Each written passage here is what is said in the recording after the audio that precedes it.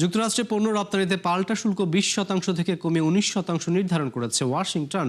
সোমবার বাংলাদেশ সময় রাত 10টায় দেশটির সাথে বাণিজ্য চুক্তিতে সই করেছে বাংলাদেশ। পাশাপাশি যুক্তরাষ্ট্র থেকে তুলা ও কৃত্রিম তন্তু আমদানি করে তৈরি করা পোশাক দেশটিতে রপ্তানিতে পাল্টা শুল্ক দিতে হবে না বাংলাদেশকে। একই সাথে দেশটিতে এসি, ফ্রিজ, ওষুধ সহ বেশ কিছু পণ্য রপ্তানিতেও শুল্কমুক্ত সুবিধা পাবে বাংলাদেশ। পাল্টা শুল্কের বাইরে আগে থেকে বাংলাদেশি পণ্য রপ্তানিতে দেশটিতে 15% শুল্ক দিতে হতো। পাল্টা শুল্ক আরোপের পর সব মিলিয়ে বর্তমানে যুক্তরাষ্ট্রে পণ্য রপ্তানিতে বাংলাদেশি পণ্যের জন্য শুল্ক ভার দাঁড়িয়েছে 34%।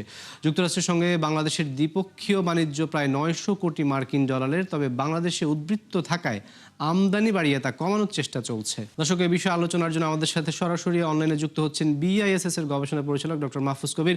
ডক্টর মাহফুজ কবির, আপনাকে স্বাগত জানাচ্ছি 71 বিজনেসের এই আয়োজনে। আপনার কাছে একটি প্রশ্ন রাখতে চাই, সেটি হলো যে 1% পর্যন্ত শুল্ক কমাতে পেরেছি আমরা মাত্র, এটি আমাদের আসলে নেগোসিয়েশনের ক্ষেত্রে এক ধরনের ব্যর্থতা কিনা? পাশাপাশি ভারতে কিন্তু শুল্ক কমানোর জন্য আলোচনা করছে, এটা আমাদের জন্য কতটা চ্যালেঞ্জিং হবে? আমরা যে তুলাগুলো আসলে আমদানি করব সেই পণ্যগুলোতেই কেবল আমরা আসলে বিনা শুল্কে প্রবেশ করতে পারবো সেই বাজারে, বিষয়টা আমাদের জন্য আসলে কতটা চ্যালেঞ্জিং বলে আপনি মনে করছেন? হ্যাঁ, আসলে তো চ্যালেঞ্জ থাকবে, কিন্তু অন্তত এই 1% যে শুল্ক কমানো হলো, এটা অনেক বড় একটা বিষয়। যদিও ভারতের 18% আছে, কিন্তু ভারতের অন্য একটা বিষয় রয়েছে, সেটি হলো যে তাদের পুরো এই যে তৈরি পোশাকের ভ্যালু চেইনটা তাদের নিজেদের দেশে, তারাই তুলা উৎপাদন করে এবং তারাই সমস্ত কিছু বস্ত্র, অ্যাক্সেসরিজ সমস্ত কিছু করে আপনার কিন্তু এই তৈরি পোশাক করে।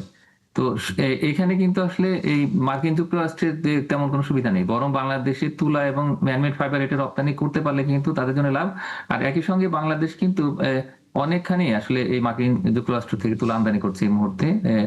মোট রপ্তানি প্রায় 14%, এবং এটা আস্তে আস্তে আরো বাড়ছে।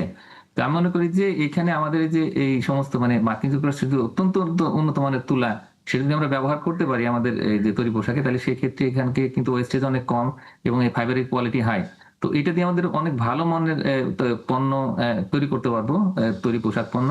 এবং শুধুমাত্র মার্কিন যুক্তরাষ্ট্র নয়, আরো পৃথিবীর অন্যান্য দেশে আমরা কিন্তু এই পণ্য রপ্তানি করতে পারবো। তো সব মিলিয়ে আমার কাছে মনে হচ্ছে যেটা আসলে 19%, 18% এটা আসলে কোনো ম্যাটার করবে না, বরং বাংলাদেশের যে পোশাক সেটি কিন্তু ভারতের পোশাকের তুলনায় প্রাধান্য পাবে মার্কিন যুক্তরাষ্ট্রে।